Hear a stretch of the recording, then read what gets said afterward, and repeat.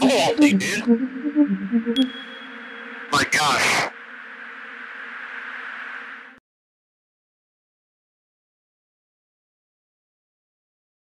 Welcome, everybody. This is our usual, more or less, monthly meeting where we have a presentation by some organization and then an open discussion about it.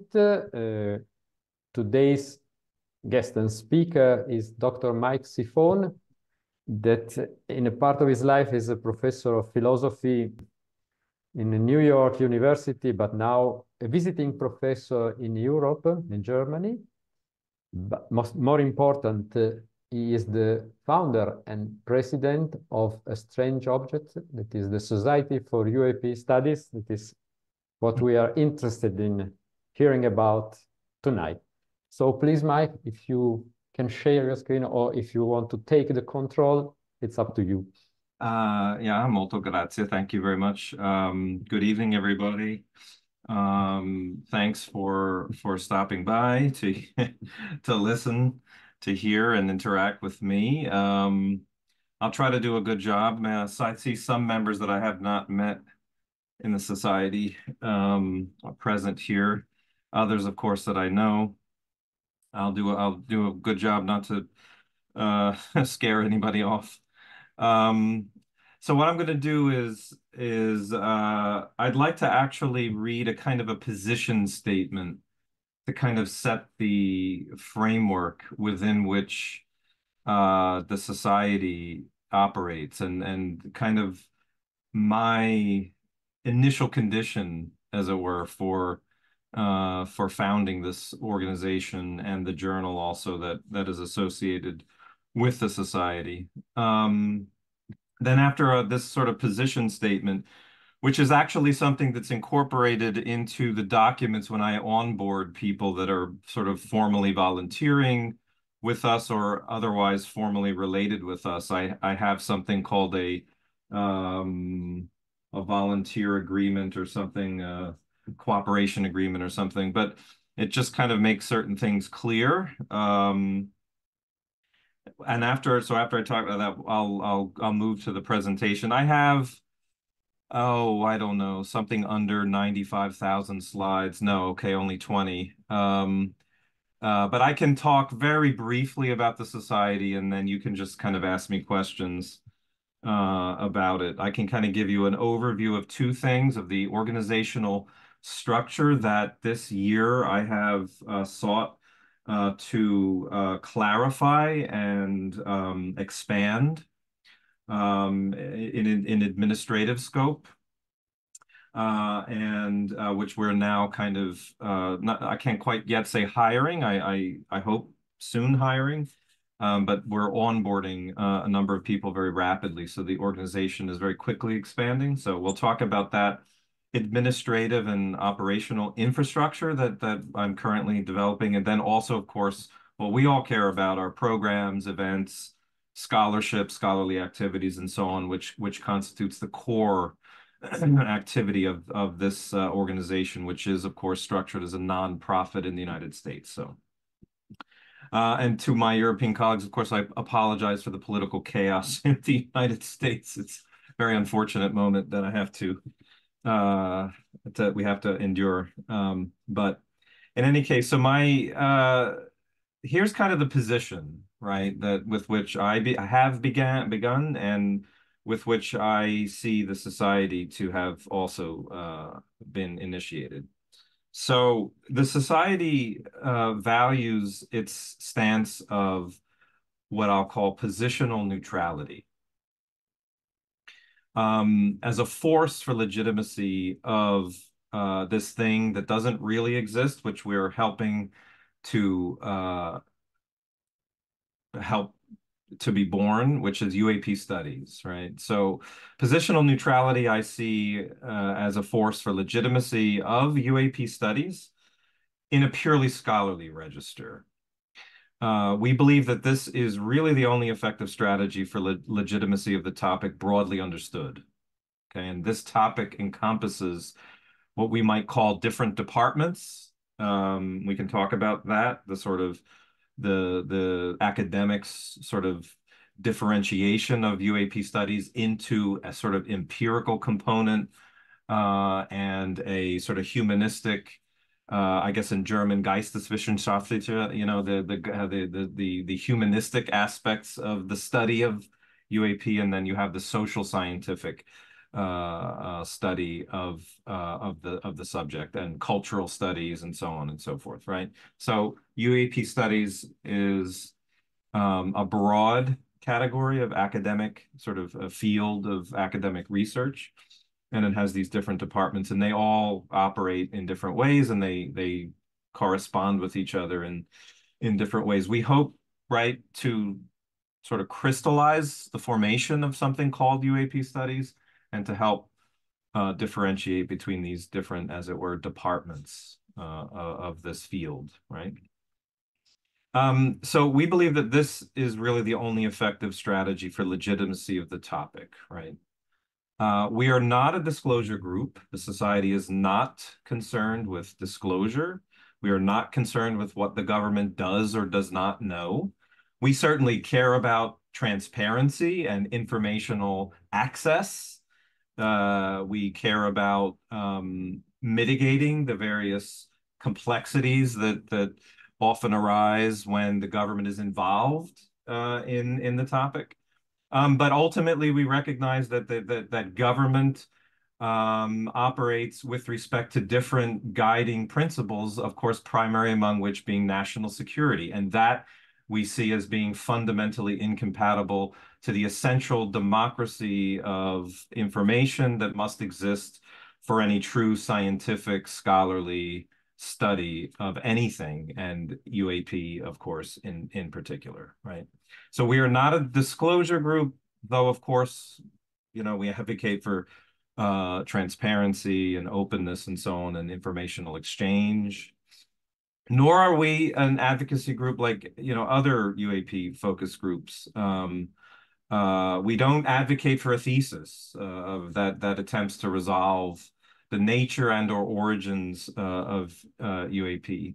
Rather, our advocacy operates at what you could call a meta-theoretic level. We advocate for the rigorous empirical, humanistic, and social, scientific, cultural study of UAP from the vantage point of scholarly objectivity. I put that in quotes, even when it comes to the UAP as an experiential object. That is to say, something that is encountered, sometimes at close range, and for which anomalous experience is sometimes, but not all times, had with these objects. That we treat as an issue that can be studied in a rigorous way, bringing to bear the relevant kinds of methodologies and objective scholarly structures that attempt to situate that kind of a phenomenon in a way that is legible to the academic community at large, right? This is how we understand UAP studies. It operates in a strictly scholarly register, right? Even when we have to deal with phenomena that cross over into the anomalous, the extraordinary, and so on. Scholars deal with these sorts of things all the time. There's something called esoteric studies, right?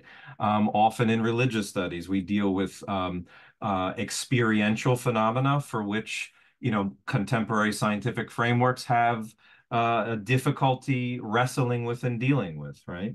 So from a strictly scholarly standpoint, the fact of engaging, you know, with objects, experiential questions, and so on that drift into these more extraordinary sorts shouldn't, right, impugn anything having to do with one's scholarly objectivity, and therefore these questions and phenomena can certainly be considered to be legitimate objects of scholarly engagement. Okay, this is what we advocate for. So we are happy to work with organizations and groups who share this vision and whose work requires this foundation of academic legitimacy. But again, we are not advocating for specific theses that attempt to resolve the nature and or origins of UAP and any adjacent phenomena. We are certainly open, of course, to a whole range of possible explanations, right? UAP as a category of phenomena is a very complex category, right? As we all know. But we are not advocating for a specific thesis that attempts to resolve the nature and or origins of UAP, as I said. We are certainly open to, among other possibilities, the so-called NHI or non-human intelligence thesis, but merely as one potential hypothesis among many that can offer some measure of resolution. I personally think that it could be a very good, if not the best explanation for some, but by no means all UAP incidents. But that's a dialogue we need to have with the wider scientific community of interest, right? Because especially with respect to UAP, and this is something thematized recently in the journal Limina, which we'll talk about later, these phenomena often present in a very ephemeral or transitory, or as Bertrand Meeus puts it, elusive way, right? And that requires, I think, special care methodologically, as many of you have recognized in your own work, to be able to structure a sustainable, transgenerational, and academically well-situated research program that could provide the data on which we can then reason about how to resolve some subset or perhaps all UAP incidents.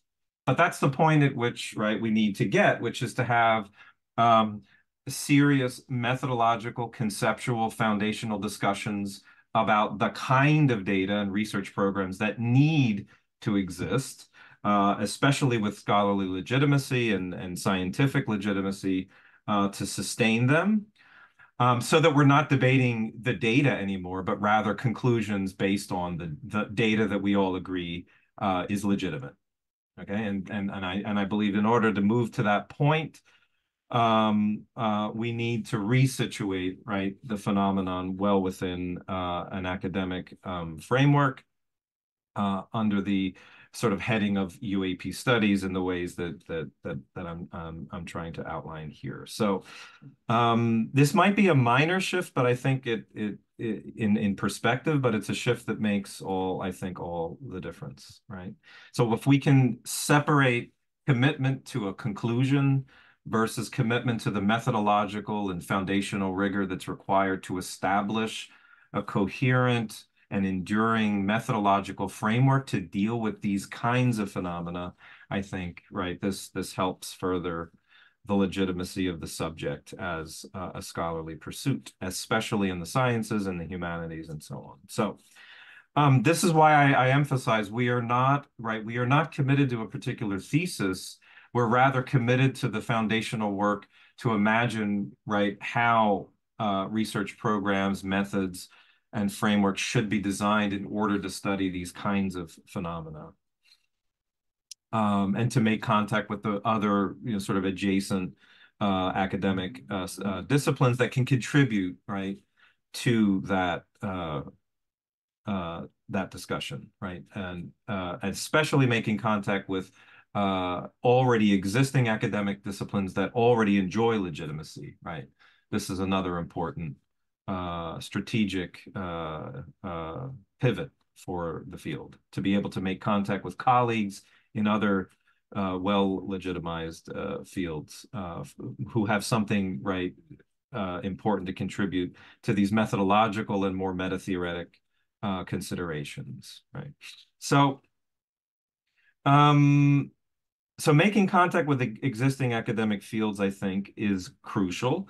And this is also a personal goal of my own research, to make UAP studies broadly understood, to encompass empirical, interpretive, and political or social dimensions of the contemporary phenomena of UAP, legible to the wider academic community. I am committed, of course, fully to this, and that's what I personally advocate for, and what I founded the Society and our journal to accomplish, which is, again, scholarly legibility of UAP studies, of UAP as a studies, as legitimate as any other in the academy, right? Alongside many other studies. So that's just kind of my position statement. And now I can just talk about, so, what is the society? What are we doing? How is it structured? And then just kind of give you a broad overview of what we're doing, what is going on, what are our future directions, and then we can kind of stop there. So I don't have to talk much longer. So yeah, so I'm Mike Cifone, founder and executive director, otherwise known as the CEO. In the nonprofit world, you tend to call yourself an executive director, not the CEO. It's a sort of a culture thing. We were founded in I gotta move you around because I can't see my slides. We were founded a couple of years ago, back in September of 2022. I can talk about the origins and stuff, but I might skip about why I got involved. You kind of get a sense of what that is. We can talk about the output activities. We'll talk about Limina and some of our initiatives. Sorry, I have to keep moving this. Can I make you disappear? Yeah, I think I can. I'm sorry. I make you all disappear, so I'm basically talking to myself here. So I apologize but I can't see my slides if I can see you as well. So what we are is a nonprofit, right? Which is very important especially in academic pursuits. We are not about profiteering. We're not about exploitation. We're not about making money, but we are about generating funding and serious operational support for the infrastructure, operational, logistical that we are developing. So we are honest about that. We do need money and funding, but not only for operations, right? We function primarily as a learned and professional society for serious, empirically responsible scholars, researchers, and organizations devoted to, the UAP enigma, right? We bring together active scholars in the sciences and the humanities and dialogue and collaboration on UAP studies broadly understood. So this is one of our core functions, right, is to contribute to a cross-disciplinary, interdisciplinary discussion, primarily along methodological lines, sort of meta-theoretic lines about, how does one stabilize and wrestle with phenomena as transitory and as difficult to study empirically as UAP, or as experientially extraordinary as sometimes they tend to be for people.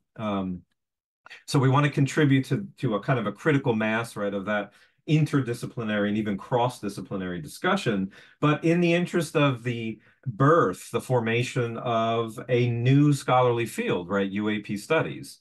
Again, as legitimate as any other studies that does enjoy a placement within the contemporary university ecosystem, right? So this is kind of our ultimate fundamental driving mission, which is to kind of instigate the formation and then ultimately crystallization and stabilization of something like UAP studies with these different departments: empirical, humanistic, social scientific, etc. Right? I think it's a very unique opportunity here.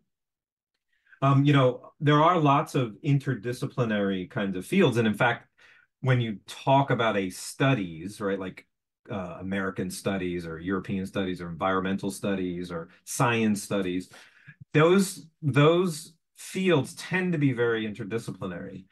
But I think what's unique here about UAP studies, or at least there's a unique opportunity to bring together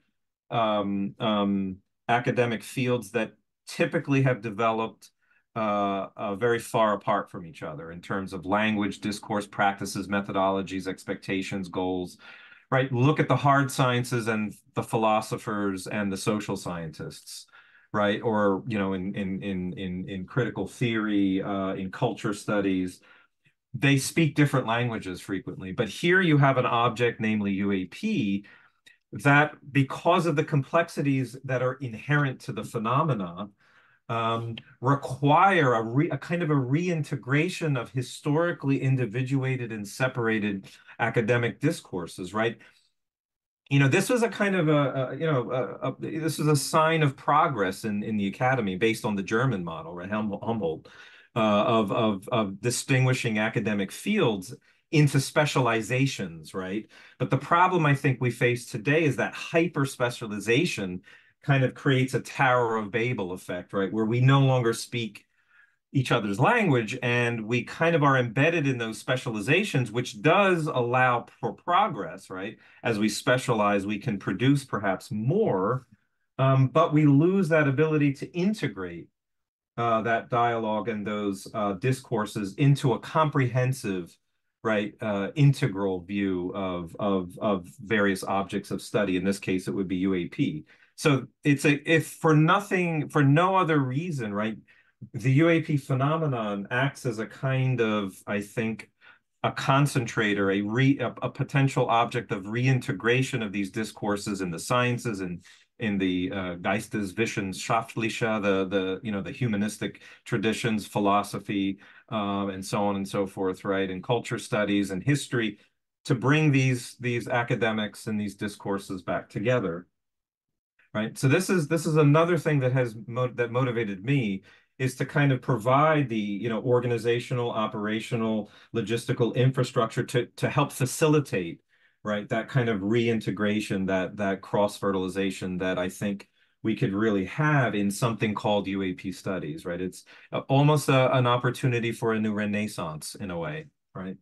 And I'm really committed to that. So there's a lot of energy, I think, that we can create by bringing these discourses back together and mediating between them and finding perhaps a new vocabulary that draws on these different disciplines, right? But which creates something unique for this unique object, which is UAP of study.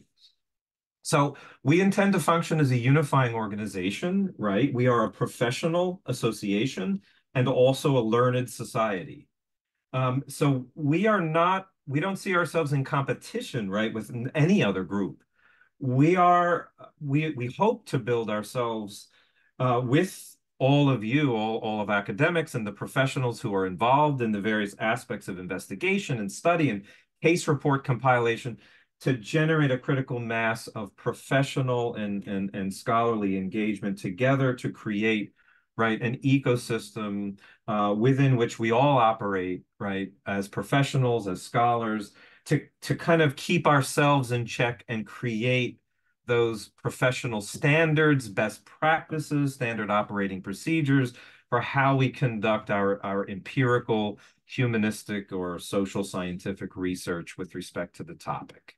So we hope that the society, right, will be that force, like the Royal Society, like any learned society, that is a community of professionals endeavor, right, that creates the necessary checks on our work and our progress, that can kind of gauge our effectiveness, our scholarly output, our integrity, et cetera, as professionals and scholars in the field, right? That's what a learned society does. It polices itself, it checks itself for holding itself accountable to legible, objective standards of scholarship and research, right? So that's what we are building, is that administrative infrastructure, right? So we engage in a number of activities that further the kind of professional development and further crystallize, it helps to crystallize the field, right? So we engage in a number of activities to further that to that end.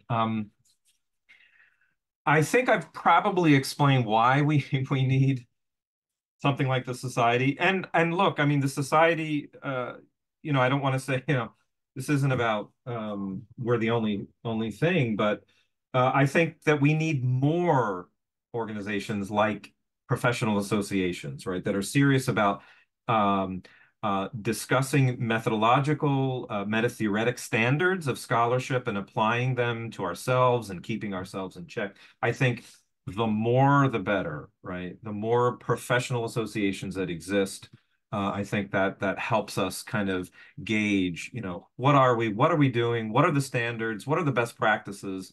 how do we keep ourselves in check on that score, right? As a society of professionals and scholars focused and in dedication to a particular subject, right?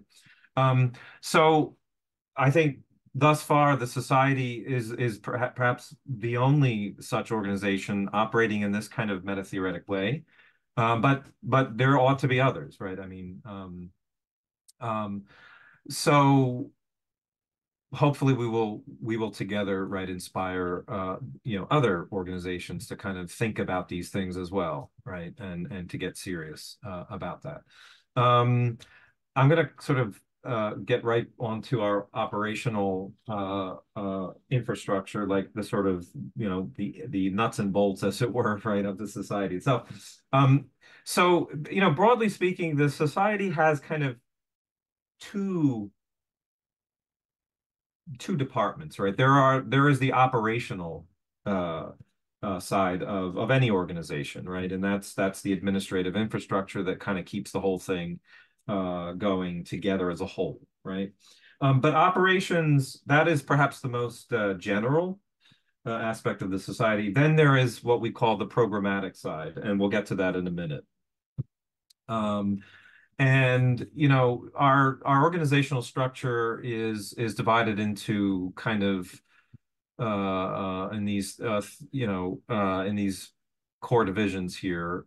We have, of course, the C-suite, the executive team, leadership team, which directly reports to the board of directors. So that's kind of the fourth division. And then there's the operational division, which structures and organizes all workflows and SOPs and so on and so forth. And then we have, of course, the programmatic division, people that are in charge of our events and programs and academic education curriculum and other activities that we are engaged in. So we are a learned society, right? We are society professionals and scholars. That means that our model of governance really requires a steering committee to be a kind of a brain, in a way, of the organization. So at the heart of the society is that steering committee, and technically it is a non-binding advisory council. And it provides, what you can call sort of strategic oversight, right? As we expand our educational curricula and bring in new instructors for our courses, for example, that we'll talk about, we are engaged in a great deal of pedagogy, which is a very important component of scholarly activity, right? There's research and there's pedagogy, and these two form a virtuous, well, we hope, a virtuous circle, sometimes vicious, because the teaching takes from your research and the research takes from your teaching. Unfortunately, these things often compete for one's finite attention. But these are the two most important scholarly activities that, of course, we provide administrative and logistical support for: research and teaching. So that is a huge component of our programmatic division. That is curriculum development. But as we develop curricula and as we consider instructors to teach with the society, we have to be careful for reasons of content and credibility and legitimacy for somebody to teach, right? And so there has to be oversight. Not only on the course content itself, just the general framework and structure, that it's well-grounded, et cetera, in a literature, in a discipline, but also that the instructors, right, are competent, et cetera, and that can teach the course which they propose to teach. So we need a council advising us on things like that, a curriculum development, instructor profiles, content as well, like the society, right? We have events, we invite speakers, and that becomes the content that we then manage in the social media environment. That has to be carefully thought through and so on, and that has to be steered properly, right? Again, we are not an entertainment company. We are not interested in that. We are interested in providing a recognizable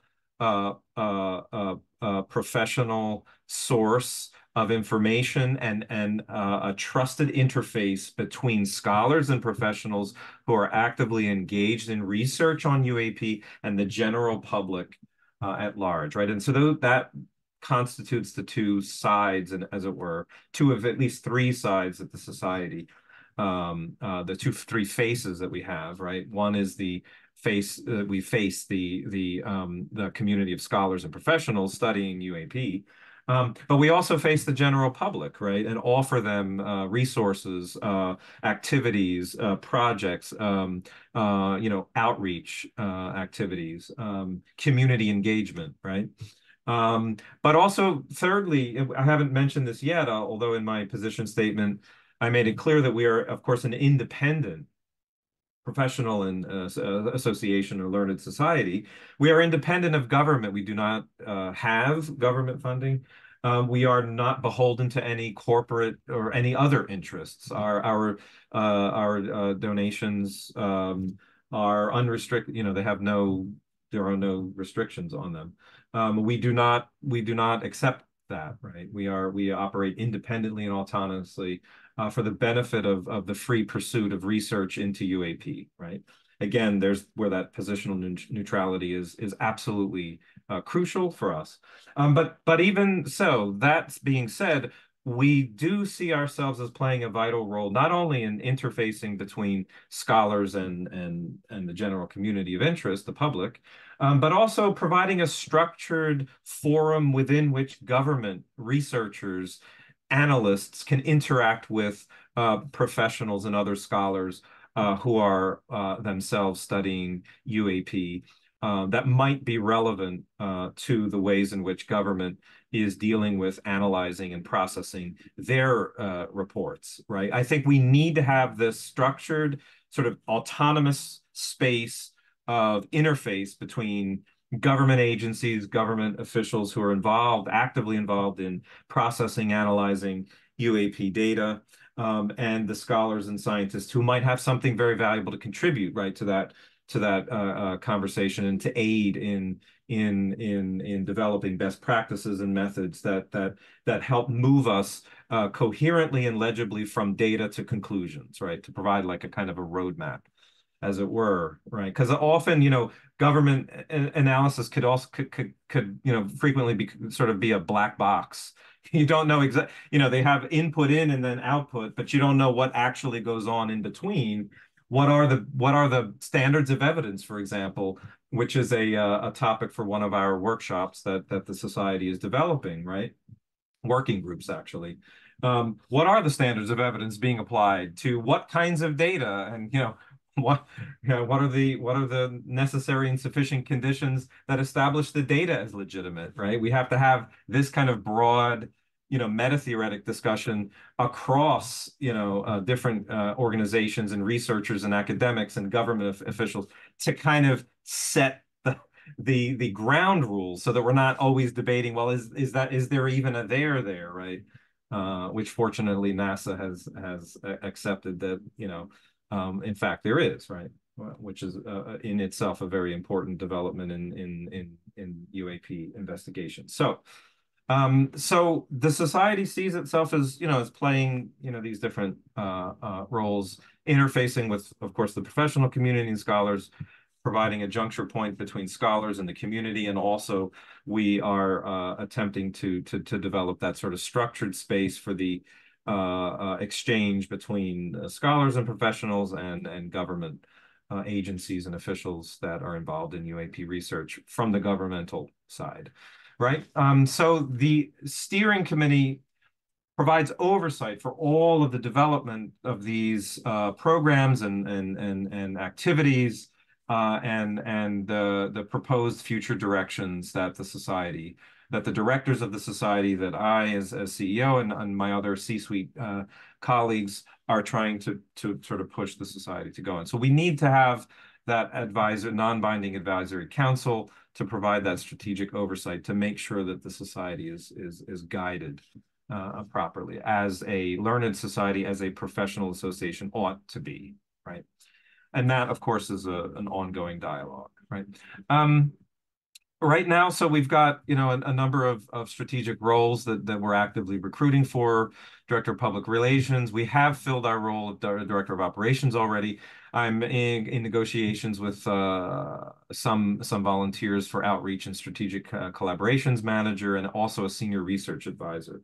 So our core roles, I would think here, are our Director of Education, which we've hired. I'll talk about him later, Michael Glosson, also with another organization, SCU.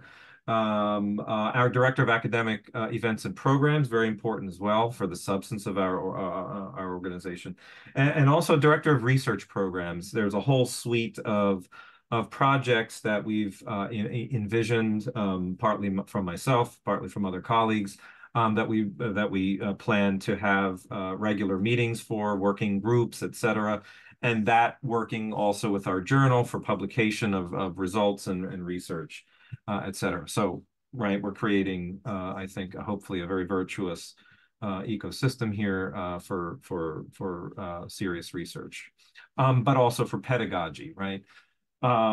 As you research and as you learn and as you understand these phenomena more, it is more opportunity then to structure that logically for exposition in the context of pedagogy, which is another really important scholarly activity. It's the communication and the foundational communication of knowledge and understanding about the topic, right? So our roadmap for staffing and strategic growth, we're in the sort of phase one. I am developing sort of the core leadership positions and interviewing for them. Phase two, we have our support layer. I mean, this isn't necessarily the chronological order. A lot of this happens simultaneously, right? Synchronically, not necessarily diachronically. Coordinators, administrative assistants, and specialists, and so on. And then, of course, phase three, which is a very important discussion to have with our team, is strategic expansion, right? As the larger we get, HR has to come into play in a more serious way, and also the question of grants and so on, and various financial instruments that can aid in and to be a resource for the community, which I'll talk about a little bit later, if we have time. I have some ideas for this, but anyway. So here's a position classification. Okay. Sorry, I'm getting some interruptions. I mean, so you have the executive level, the director level, the manager, coordinator level, and then the support staff, right? That's a standard corporate structure. So our strategic growth and in personnel and leadership is pretty strong at the moment. We're experiencing rapid expansion at the director and manager and coordinator level, which is strengthening both the operational and programmatic capacity, right? As we bring in the core directors in education and programs and in research, we're greatly expanding our activities and the scope of the society, right? The recruitment pipeline, we're drawing exceptional talent from both the nonprofit leadership and academic research sectors. Also some from corporate, who are interested in helping us, at least in terms of administrative strategy. So we've got a wonderful director of operations, Mr. Rafael Di Carlo Antonio, who's Brazilian, living in Italy. He's a seasoned industrial engineer and operations leader from corporate industry, worked for Toyota and so on. We're getting really, really highly qualified candidates, really passionate about, this is the wonderful thing about, the beginnings, the first 3 to 4 or 5 years of a nonprofit. You get a lot of people at first at the volunteer level who are really passionate about the mission and the goals. And that energy is just absolutely fantastic. It can be intoxicating as well. So I'm really excited. We just had our first directors meeting, but we're bringing new leadership on board every month, right? Almost every week. So we're expanding rapidly. Like I mentioned, Mr. Carlo Antonio is our director of operations, key strategic role, right, to help us cohere as a nonprofit corporate entity. But on the programmatic side, we have, as I mentioned, Dr. Michael Glosson, academic, who actually I think is in my field, in philosophy of science. I think the focus more on the life sciences, if I recall correctly. He is now our current director of education. He's also affiliated with the Scientific Coalition for UAP Studies. Some of you, of course, may know that group. SCU, one of the most excellent sort of think tanks on the subject. Again, we're not in competition, right, with these organizations. We see the society as playing a key strategic role, right, in legitimizing and stabilizing academic, empirical, scientific study of UAP. So in a sense, we're an organization that is helping other organizations, right, find a kind of a balanced stability, right, with a very, a subject that's very historically fraught by bringing to bear, legible academic, scholarly, scientific standards on the subject, right, and legitimizing it as any other studies is in the academy, right? So we play a crucial sort of meta organizational role in bringing together different organizations even for the purposes of developing professional standards and so on. So, for example, in our board of advisors, we have people from, well, of course, your leader, Michel Vaillant, of course, is one of our distinguished board members, as well as Rich Hoffman, who's on the executive board of SCU. So we are not an organization that is in competition, but rather we are even perhaps more than complementary. We are a ground up, community effort to professionalize ourselves, right? So we are acting in the professional interest of all organizations. And so we encourage participation from all groups. In fact, we ought to have a representation from all serious research organizations at the society. There's absolutely no reason, right? Why not? Just like the American Medical Association, right? You're going to have doctors and so on, parts of other groups and research coalitions, but they all come together, right, in the AMA for professional development purposes. And there are many examples of that. And one, and this organization does not exclude the existence of any other professional association. Of course not. And the more the better, in my view. So Michael Glosson is our director of education, also with SCU. I think he does a podcast called UAP Studies podcast as well. So some of you might know him on that circuit. Dr. Adam Dodd, a fantastic academic down under in Australia. Having organizational meetings is kind of hard because Europe is in the middle, the United States, and then we've got all the way over in Australia. So it's hard to find that meeting. But with passion, any hour of the day is fine. Adam is fantastic. He's a brilliant academic, one of the sort of class of new academics coming out of the shadows and being totally honest about, yeah, this is an interesting topic. There's no reason to be afraid to study it as an academic. We know how to deal with tricky, difficult subjects. We have academic structures that allow us a measure of objective distance, the objectivity, right, that scholarship is able to institute as a subjective matter for our engagement with these objects. These objects may be interesting to us personally, right? But we make clear that that there is that objective structure of study in place, and that legitimizes the study, right? Just like someone might study, the tradition of tantric yoga. I have a George Feuerstein's excellent book on tantra right here. That's something for which people can have a subjectively powerful engagement, but also be a scholar, right, of tantric yoga, right? There's no problem with that in Buddhist studies and religious studies. Lots of the scholars are also practitioners, right? And their scholarship is analyzed along a different axis of evaluation. And this is another, I think, crucial point to make, right? Which is that some of us have deeply held commitments to a particular thesis about, the origins of UAP. Some of us may have been an experience or may have had experiences that have motivated us to become researchers. That is usually a card that the skeptic will play against you, that you are an interested party, as we say in the legal field here, and that somehow disqualifies you. Well, that's a double standard, right? Because people, for example, in religious studies or cultural or political science, are often subjectively engaged with the thing about which they study. So that should not be, right, a reason for disqualification. Surely that is not at issue. Whether my beliefs are one thing and my scholarship is something else that can be evaluated independently of that. So.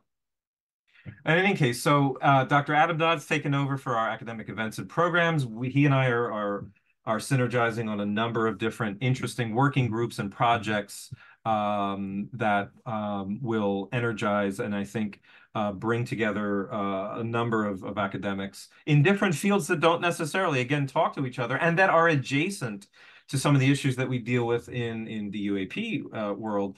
But that's one of our sort of essential goals is again, right, to bring together academics who don't necessarily study UAP, but who might be interested in the topic and applying their academic tools to that topic, and therefore also interacting with those who study UAP. So getting these cross-disciplinary connections to be had, right, further aids, I think, in the development of a kind of legibility and legitimacy of the subject within the academy, and to make that a kind of a stable presence.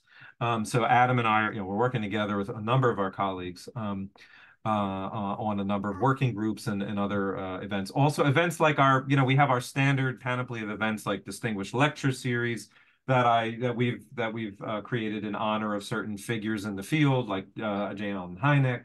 I also have a Cosmos Lecture Series we invited last year. We had Adam Frank give a talk. Of course, Adam is much more skeptical, but Adam is very much aggressively interested in developing the right kind of scientific framework for studying UAP. He tends to take a more skeptical view about the nature and origins of UAP, and that is perfectly fine. We want people like Adam, right, involved with in our events and having these conversations, right, about methods, right, about the ground rules of study of these. De perguntar?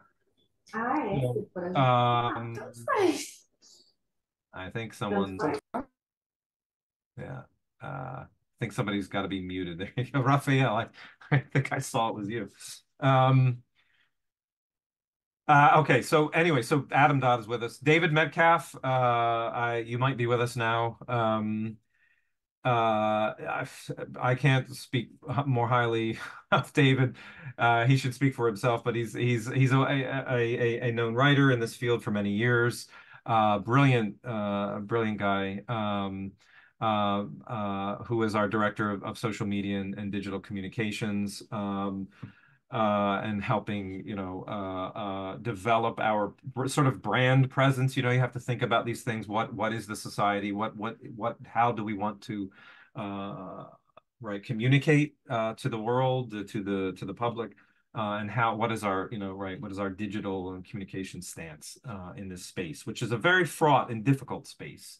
And we are trying to open up a space of sobriety, of stability, of objectivity, of balanced and respectful discourse across a range of different perspectives, focused on the meta-theoretic, focused on the conceptual foundations, questions, right, where a lot of more academics can participate in that discussion, because they might not necessarily, right, want to go down certain hypothetical routes. And this is writing a crucial strategic move, is that we pivot away from focus on, well, UAP have to be explained by this or that, hypothesis, versus, well, wait a minute, how do we actually study, right, these phenomena which present with such challenges, the ephemerality and elusiveness, right, being one of the most key signatures of these phenomena as empirical objects. We have to have those meta-theoretic, right, conceptual discussions. And then when you drive down to that hypothetical level, the question then is, what is the data on which my hypotheses are based, and for which my evidence is evidence for, right? Which is a crucial, right? This is a crucial distinction that Gary Nolan recently in one of his Seoul Symposium discussions pointed out, right? Evidence is always contextualized with respect to a hypothesis, right? A very key distinction. But that's the kind of discussion we have to have, right? these meta-theoretic questions. What is data? How is it supposed to be structured, especially in relation to the particular issues that UAP present? What is evidence, and how is that related to hypotheses? What are the relevant sets of hypotheses, and how do we move out of the space of conventional hypotheses to the unconventional? What's the roadmap, right, that takes us from data to evidence to conclusions? These are meta-theoretical questions that even people in the astrobiology and the SETI community can have with us, right, in the UAP world. There's no reason why they can't participate in those discussions, as they do raise deeper philosophical questions about the nature of science and methodology, right? Then that is perfectly a legitimate question, right? In any case, so I don't want to get sort of lost. So in all of this, government oversight. So we have sort of 3 or 4 items here. I mentioned our advisory council. We have our board of directors, which is the ultimate legal financial authority, as is common in any corporate structure.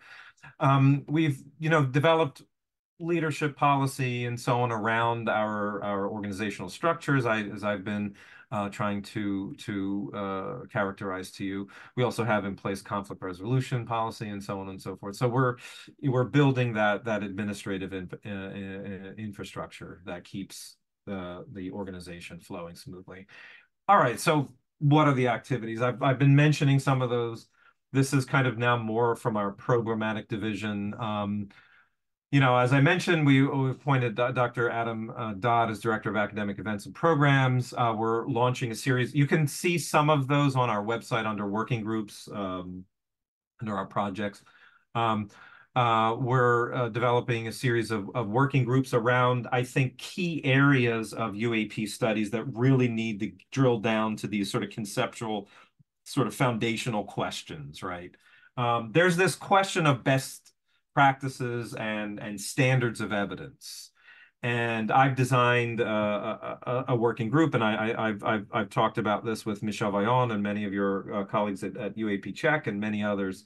That's a kind of broad conversation that the society has to have, of course, but all of us have to have that together collectively, and bringing in, I think, members of the astrobiology and maybe SETI communities to talk about standards of evidence, just like was done for the detection and communication of extraterrestrial life in the astrobiology community. Some of you may know, right, in 2022, NASA, I believe, sponsored a working group which produced a white paper, which was then submitted to the American National Academies of the Sciences for commentary and ultimate sort of approval.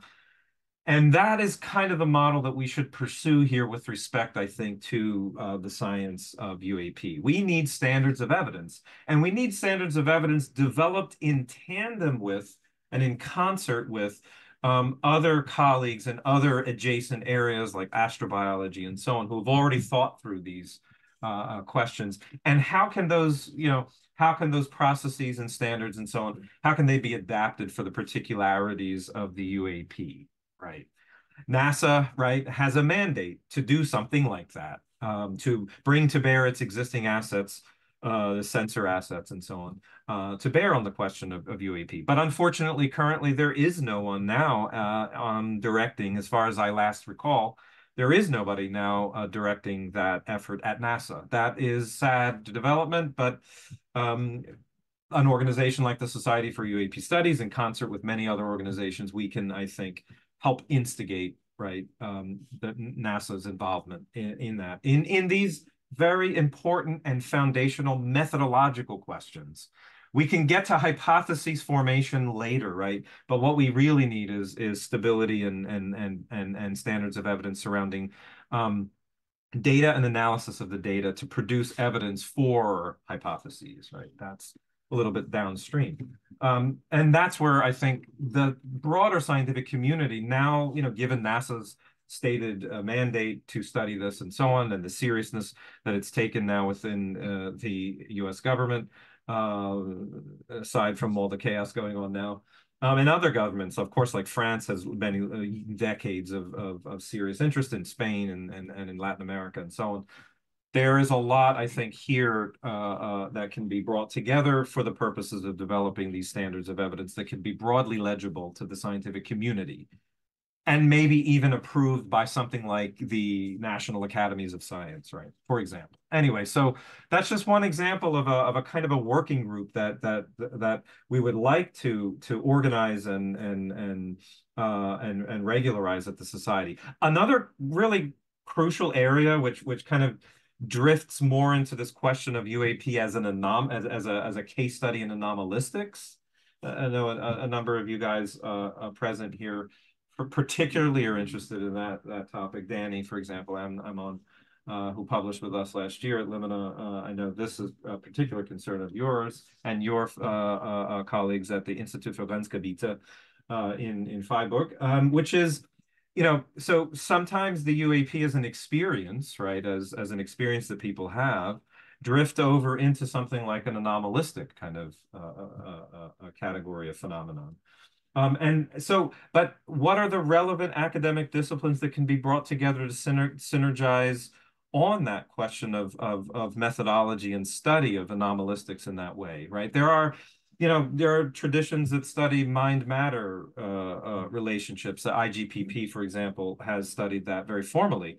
There are traditions in philosophy of mind and neuroscience and so on that deal with you know, complexities of conscious experience and the scientific challenge with dealing with anything involving any aspect of human consciousness, and in particular when those experiences sort of rise to the level of the extraordinary or the anomalistic. So we can bring together, right, these traditions of mind-matter researchers, anomalistics researchers, philosophers of mind, and UAP researchers who don't necessarily all talk to each other, but who could perhaps, right, come together again around UAP as a particularly interesting and complex subject matter, to synergize and cross-fertilize and perhaps develop a very interesting and complicated and complex dialogue that could yield some methodological insight about how to deal with UAP when they become this kind of interestingly complex experiential moment for someone. And I've written about that in my editorial published last month or a couple of weeks ago. God, the time is just escaping me. So that's a working group I'm actively developing with one of the authors of a series of papers in this recent volume of Limina. This was the Professor Gress, who replied to Bertrand Meust's essay.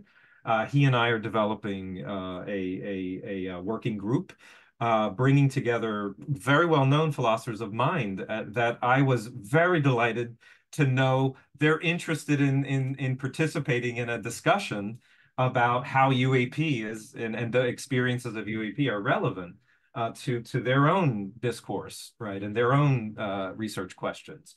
So I see there to be a lot of potential for collaboration there. And let's just see how it works, right? I mean, this is what you do is you get together academics for workshops and working groups and you know, you see what kind of percolates out of those discussions. And that's what we really love, right, as academics. And that's another sort of modality of our activity is the workshop, right, method. And we of scholarly activity, which is you don't have to have anything formally prepared.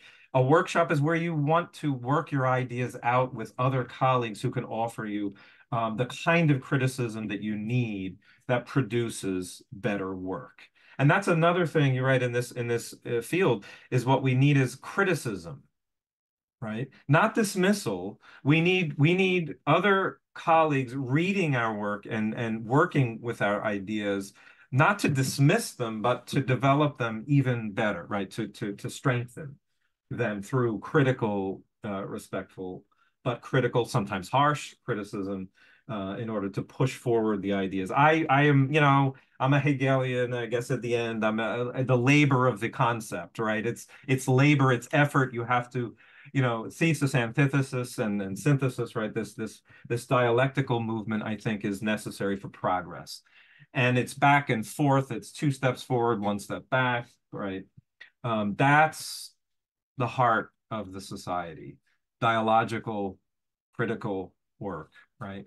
And that's what I hope to see, right, in our programs and our events in our initiatives, curriculum, even in our curriculum, right? In the classroom is perhaps the place where that critical dialogue happens, sort of from the ground up, with someone, a mind just coming to that subject, who forces the teacher, right, to learn, right? And that's the most important thing, is that scholars themselves, right, have to learn. That's something that Heidegger, for example, pointed out, right? So anyway, I apologize, I'm getting lost, but we have a number of other activities, sort of planned. Of course, very distinguished guest here, Dr. Jean-Pierre Raspar, is going to provide to deliver a series of seminars on which he is very hard working right now, formerly of Japan, as many of you know. Well, he will cover his very long and distinguished career studying UAP. We are really excited and very deeply honored to have Jean-Pierre with us. Probably, I think, in the fall, later in the fall. We're also hard at work on curriculum development. One of the key things I sort of suggested this is, foundations, right? We need foundations courses, introductory courses that kind of lay out the landscape, not just of UAP studies, but also which is retrospective and reflective on, what I call the sort of tradition of classical ufology, right? Which kind of precedes this post, I don't put 2017, I sort of would say post 2021, with the emergence of academic groups. Although in 2017, I guess IFEX was founded at Würzburg. And this is sort of this new turn, right, where academics who are well placed within academic structures and systems and institutions are now turning to this question of how do we organize the study of these transient sorts of phenomena, right? What are the methods and best practices? And so we see, and especially post 2021 with Harvard's Galileo project, emerging UAPX, right? University of Albany getting involved in the study. We have to pick up from where the what I call the classical ufological tradition in many ways has to leave off, because ufology is about sort of the case report compilation, systematization, interviewing witnesses. It's a kind of a forensic pursuit, right? It's a necessary preliminary stage that provides motivation and preliminary data, right, that informs the structure of what is now emerging to be a new science, right? And this kind of interface between the investigatory modality of study and the sort of more stricter non-forensic scientific approach to observation, experiment, and maybe theorization later forms a virtuous circle. In a sense, the classical ufologist, right there, this is the field researcher, in a sense, the field observations that are then that then work with the stricter sciences to provide insight into structuring more rigorous observational frameworks to capture the data that could then be used to perhaps resolve some subset of UAP cases, maybe all, probably not all, but at least help us not only to resolve, but also to classify and systematize, right, these observations, which is another important stage in the science. And that's what you're seeing now, is the emergence of a new science, right? And as you have that, we have to look at the history, right, and understand what's changing, what's different, what's continuous, what we've broken from in the past, and so on, right? So that's a really important foundational component of the society, which is this pedagogical aspect, developing foundations courses that help us reflect, right, on the history of the phenomena, but also just, the history of the way that it's been done. Like Greg Aghigian, for example, one of our colleagues, has recently published, in English, probably the only sort of authoritative history since Dave Jacobs, text of, what was it, 1975, I think, right? So that's kind of the sort of thing we need, right? Is a historical consciousness that sort of orients us into where we are, where we've come from, and where possibly are we going. And that is something also that I think is foundational in the classroom, right? Pedagogically, is that historical consciousness and allowing students to get oriented in a kind of literature, right? And And here's where, you know, we interface with projects and organizations like UAP Check, right? For example, you have this fantastic project of sort of gathering together all, you know, research materials and theses and dissertations and so on UAP and UAP studies and adjacent subjects. This is where, right, our curriculum draws from the work of UAP Check, and it informs the pedagogy, right? Crucial tools, right, that we're building sort of together, as it were. Yeah. So we have, you know, in terms of educational strategy, you know, we have this two-pronged approach. We've got the general and sort of continuing education aspect, which is where, you know, just the general public and students can kind of get a sense of what's going on, at least, you know, in the past, and then also going forward with this new turn towards science. That's a sort of interface between the public and scholarship and the forefront of research, right? And in this subject, whether we're talking about empirical or philosophical or cultural research, right? But we also, you know, as a professional association, as a learned society, we're also interested in collaborating, of course, with members of the community to develop professional development seminars for both researchers, right, who aren't necessarily investigating or dealing with UAP, but the subject, and also for investigators, right? I think there is an opportunity here for us as a community to collectively impose standards and regularize UAP, the classical sort of model of ufology, right? The investigation, the sort of forensic investigation. And that brings me to yet another working group that I am actively developing with some members of our editorial board at Limina, which is to kind of thematize forensics, criminology, and the foundations of those kinds of investigatory procedures, and bring that to bear on. So how has it been done with UAP? Has it been done poorly? Is it, you know, what is the quality of that? Have we been serious about, you know, imposing these standards of forensic science and so on? What are the best practices in forensics? And what is the forefront of forensic science in criminology and so on? And what are the, you know, best practices that should be imposed on the investigators of UAP? So we have to sort of, again, go back to the sort of conceptual foundational level to kind of think about, so what, you know, what is grounding this as a serious pursuit, empirical pursuit in terms of investigations, right? And that helps professionalize investigation, which then, right, can interface with the sciences and form, again, you know, something like a virtuous circle. So we're developing, originally the idea was to do a special issue in Limina, you know, on like UAP, you know, investigations and forensics. But that kind of turned into a working group where we'll get scholars together, not only in UAP, right, but also forensics and intelligence community, and, you know, people who do these kinds of analytics, and you know, see what sort of synergistically emerges from that, and then publish the, you know, the fruits of that working group labor in a special issue of Limina, to kind of to highlight the importance of, like, really being serious about, you know, UAP investigations as an important professional mode of investigation, right? Which could then be useful for law enforcement agent, you know, or agents of the government who are charged with, right, recording and even following up on UAP incidents, just like you see with the Japon, the gendarmerie in France, right? So bringing people from Japan involved with that kind of ongoing investigatory work, bringing them into contact with others that may not even know about Japan. And the excellent work that they have over, you know, 40, 50 years done.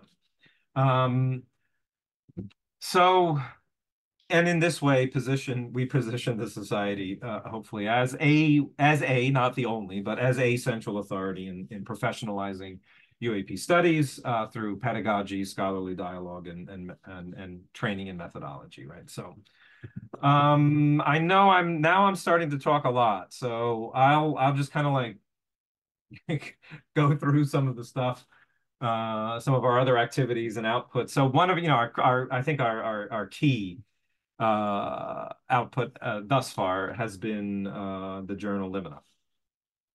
It is expanding, growing. There's lots of interest in it.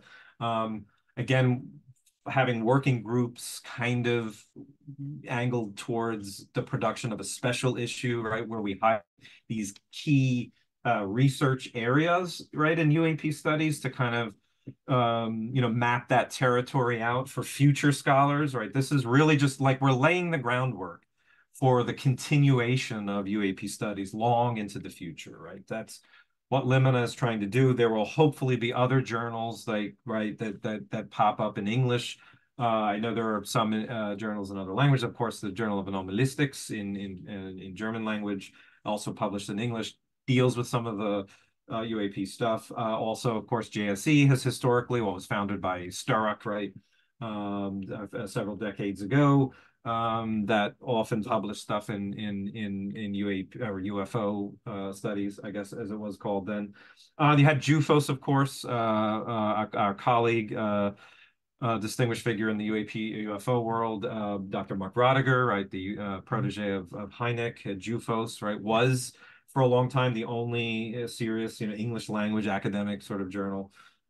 We picked up from there, right? In the foundation of the journal, I sought the advice of Dr. Rodiger for months, as well as other individuals in the independent academic publishing world.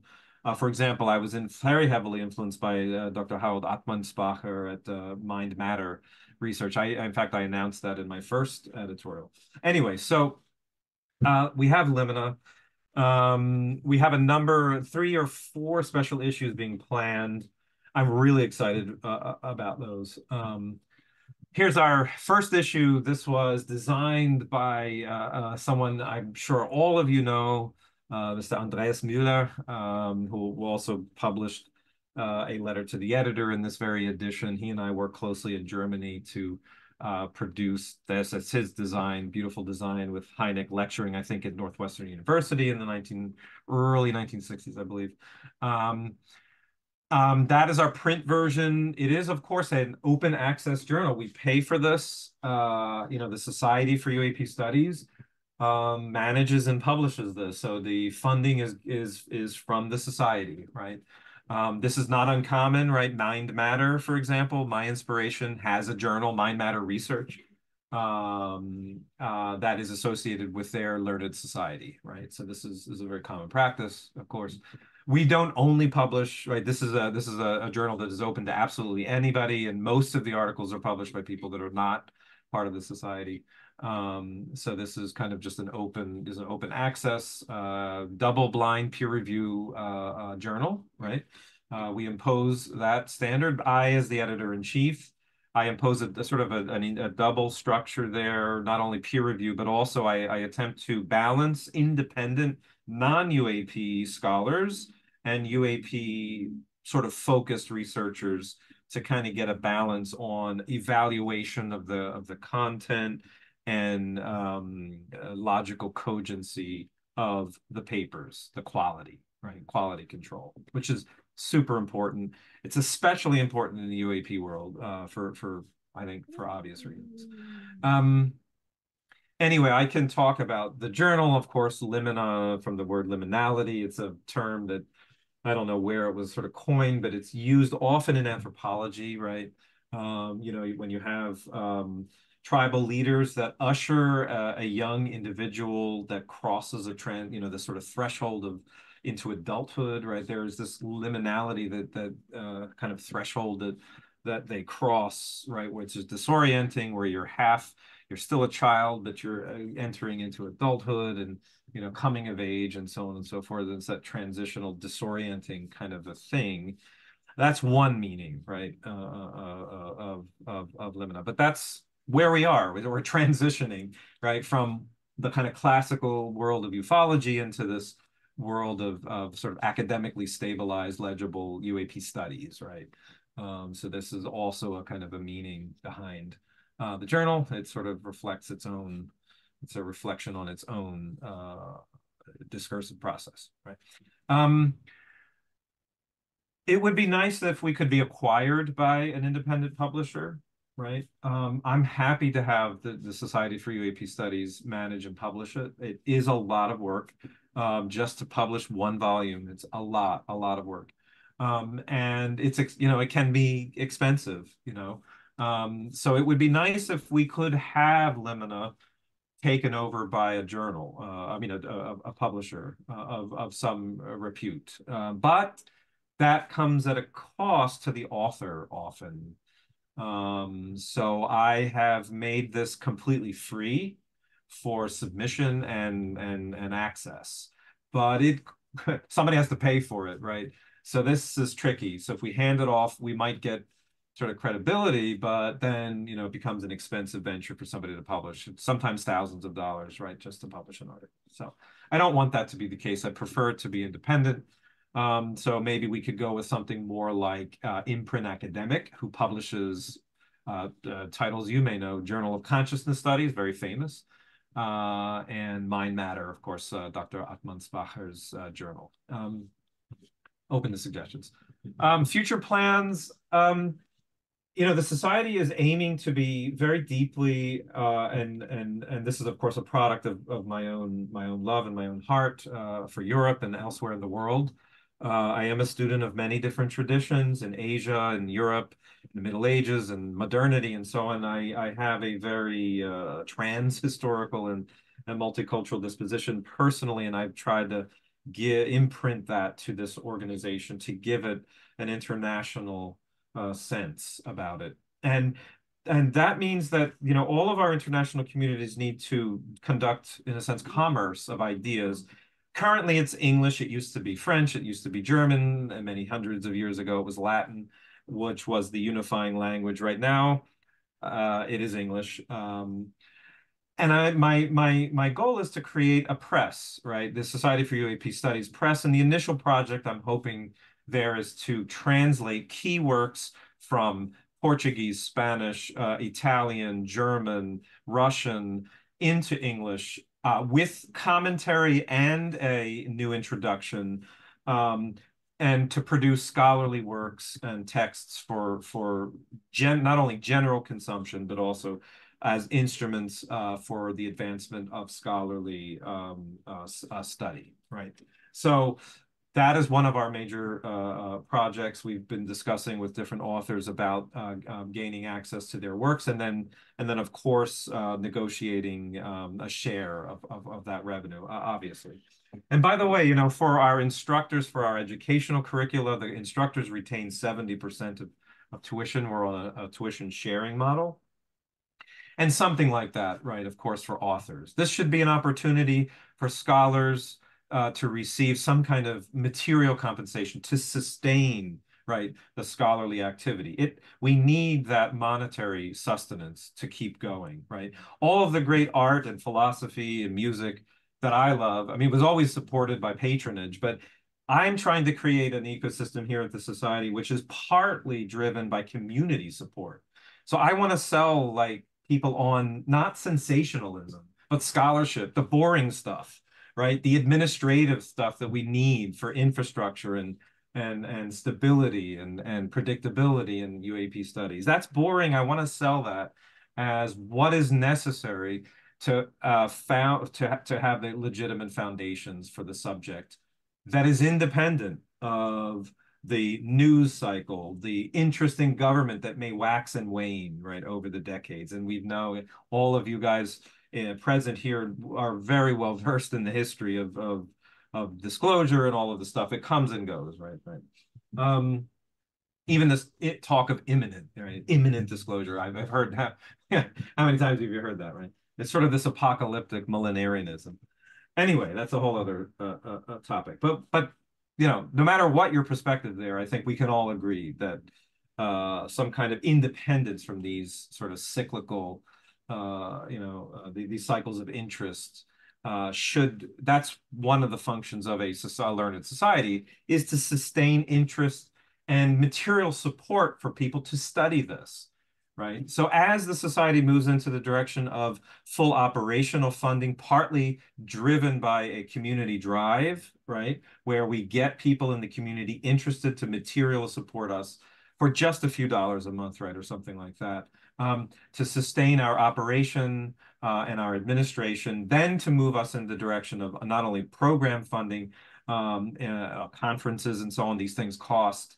And having them in person is really important, I think, as well. It generates that kind of offline synergy that is really often more meaningful than the structured stuff. But also to move us in the direction of the society being a source of funding.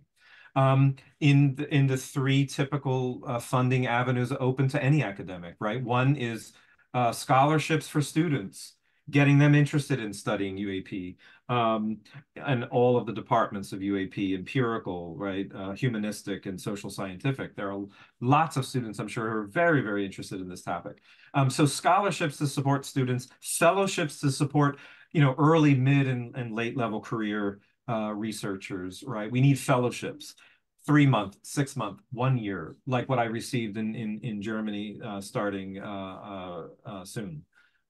Fellowships support scholars just to do their thinking and research, right? That's what we need. And also grants, right? So at a certain level of funding, of course, we have already begun to develop the internal infrastructure for the administration and disbursement of grants to be a trusted resource for the ability to hold a certain amount of money for grants, and then perhaps to offer applications for grants to the society, and have an independent grant assessment team, right, that will evaluate proposals and then make the award each year. So this is what I would like us to accomplish. That's the sort of the long-term vision of the society in terms of operational strategic funding, right? So we have a lot, we do have a lot going on. We have a lot of online courses. There's a lot of room for expansion, as I mentioned. We've had very successful courses. For example, our phenomenology series taught by Dr. Kimberly Engels, who's recently published a very important article outlining the importance of philosophical phenomenology for the study of UAP.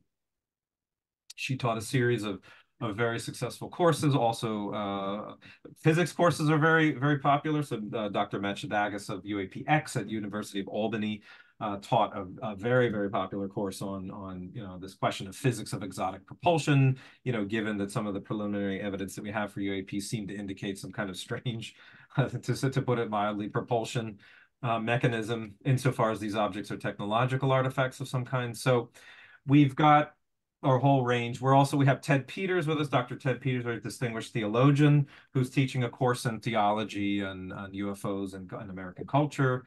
We just had an anthropologist, Dr. Bill Dewan. Maybe some of you know him. He's also, I owe him a paper that I'm very late on in an anthology of works by academics who are interested in UAP.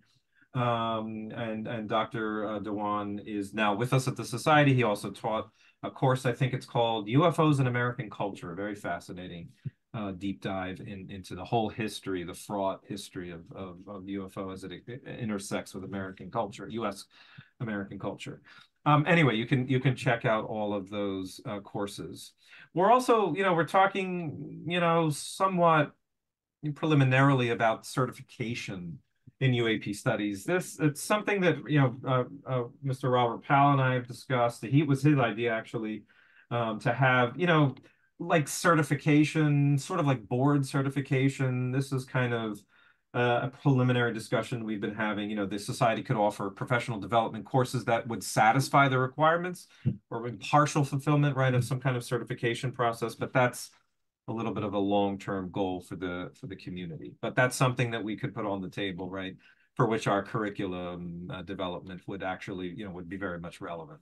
I mentioned the lots of workshops that we have that we're designing.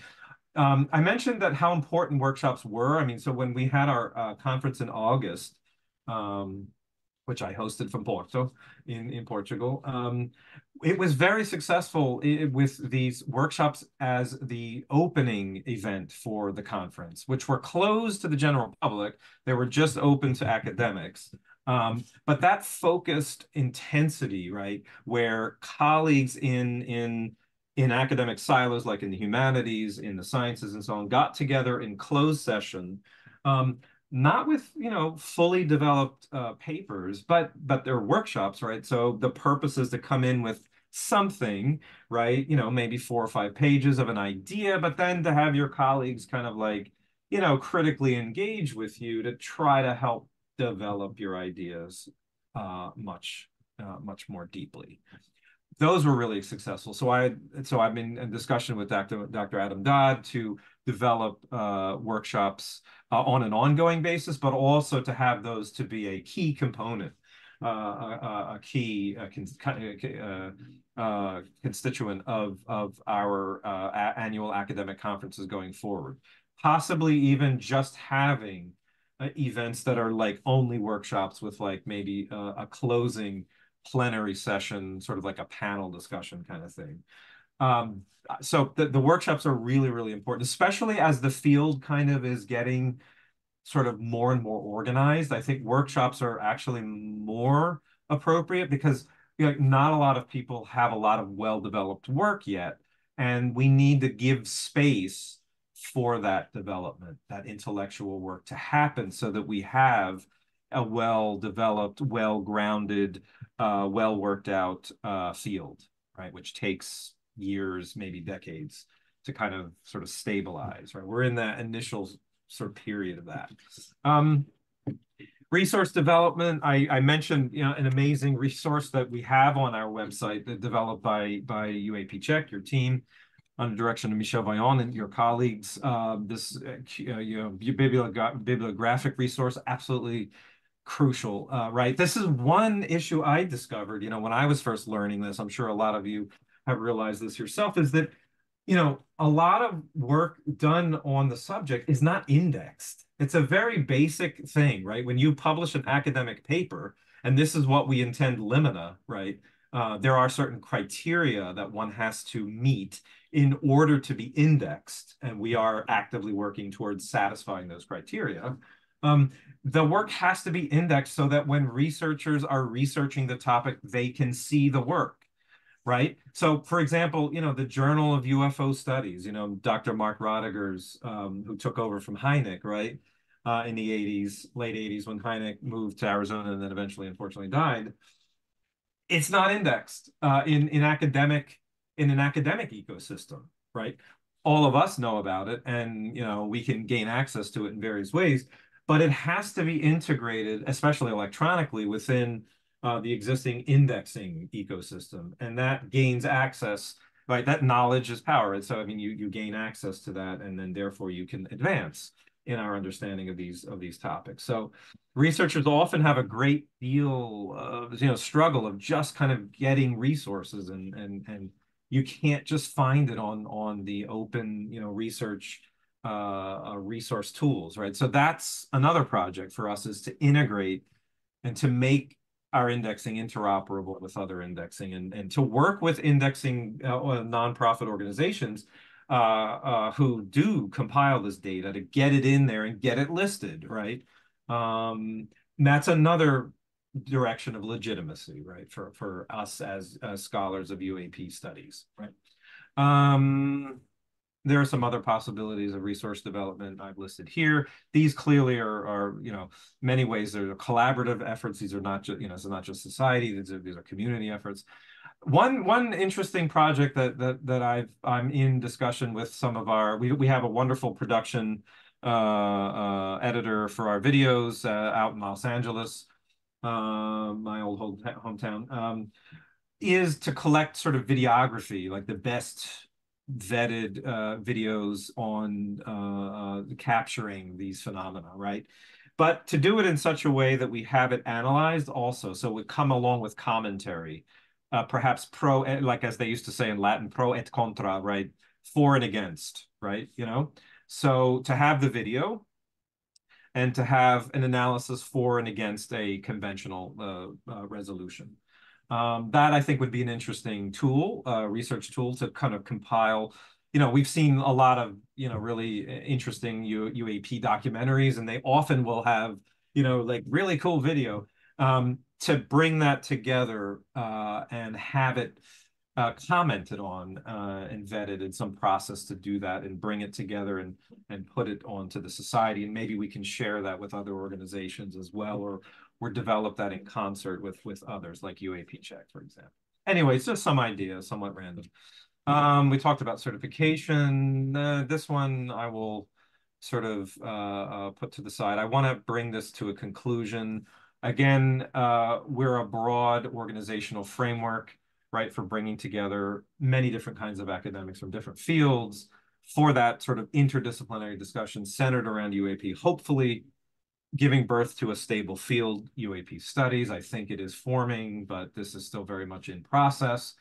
Allowing other groups to develop highly focused coalitions for UAP studies, right? I mean, so when we have a professional association, then other organizations can just focus on their own tasks. Like Scientific Coalition for UAP Studies focuses a lot on scientific analysis, right? Analysis of data, often sort of, investigating cases like Nimitz and so on, right? Providing like excruciating detail to substantiate an analysis of those cases, right? So we are, as I said, a complementary organization.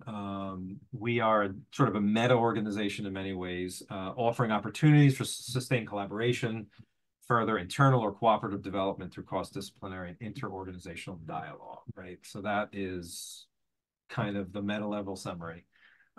Please consider, supporting us or affiliating with us as a professional or a strategic collaborator in some way.